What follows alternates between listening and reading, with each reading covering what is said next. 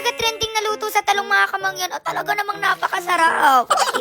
So ayan, bali gumamit nga nila ako ng peeler diyan sa talong mga kamangyan. Tapos din sa karne. Naglagay ako ng asin, paminta, extra seasoning, luya, spring onion, garlic powder at saka toyo. Tapos saka ako na nilagay yun doon sa talong. Tapos niroll-roll lang. Tapos nilagay ho din sa cornstarch na may tubig. And after nun, ayan, pwede na hong prituhin. For the go. After ilang minutes nga niyo mga kamangyan, sa wakas ay naluto na rin ating eggplant roll. At grabe, tignan nyo naman. Super sarap niya mga kamangyan. Para siyang siomai. Fishball na ang sarap-sarap namnamin. Wow, sobrang lasa talaga na rin mga kamangyan. Tapos sobrang lambot. Alam mo yung mapaparami ka talaga ng kain. Sarap. Hindi lang ka rin pang merienda mga kamangyan. Ang sarap din niya pang ulam. Tapos healthy pa. Kaya kung hindi nyo pa ho natatry na ko, ay itry nyo na rin hoy. For the go.